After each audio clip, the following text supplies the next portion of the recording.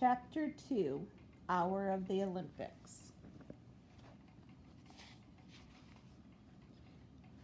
Chapter 2, Any girls here? Jack opened his eyes. Warm sunshine streamed into the treehouse.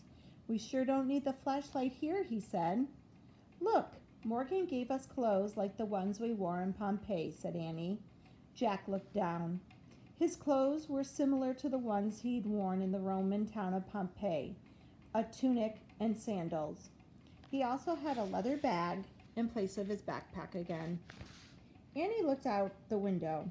And we landed in an olive tree, just like Pompeii, said Annie. Jack looked out the window. He caught his breath.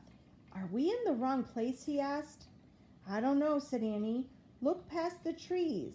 Doesn't it look like a big fair? Jack looked. Annie was right. Past the olive grove was a field filled with white tents. Beyond the field were red brick buildings with columns and huge crowds of people. What's going on? Jack asked. He pulled the research book out of his leather bag. He found a picture of the scene outside. Below the picture were these words. The Olympic Games began in ancient Greece over 2,500 years ago. Every 4 years, more than 40,000 people traveled to Olympia, the town where the Festival of Athletic Games took place. Oh man, Jack whispered. We're at the ancient Olympics. Cool, said Annie. Jack wrote in his notebook, Olympia, first Olympics take place. Come on, let's go watch, Annie said.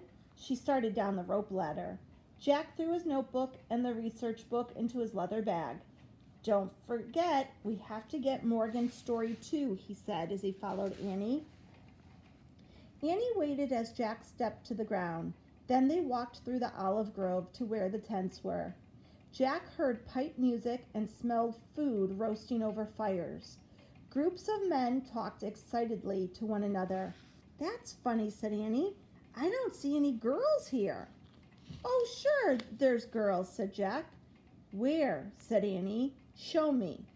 Jack looked around, but he only saw men and boys. No women or girls at all. Then he saw an outdoor theater. A woman was standing on the stage. She had yellow hair and a purple tunic. There, said Jack, pointing. What's she doing? Asked Annie.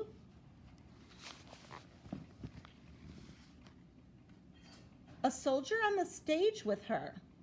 He wore a long cape. A helmet with a red crest hid his face. The woman and the soldier were waving their arms and talking loudly to each other. I think they're doing a play, said Jack. I'll look. He pulled out the Greek book and found a picture of the theater. Listen, he said, and he read out loud.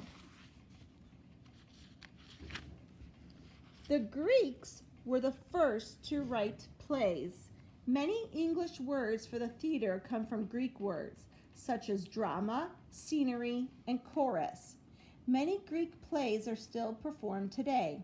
Hey, Jack, said Annie, you're wrong. When Jack looked up, he saw the woman had pulled her wig off. It was a boy dressed up as a woman. See, even she's a boy, said Annie. That's weird. Said Jack, and he went on reading. A few actors would play many different parts in the same play. Women were not allowed to act, so men played the female roles too.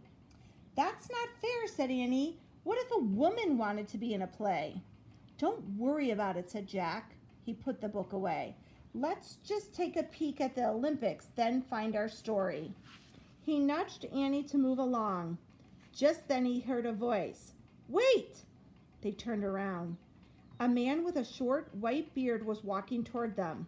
Hello, said the man. He was looking right at Annie. Who are you? Who are you? Annie said boldly. Tomorrow we'll read chapter 3.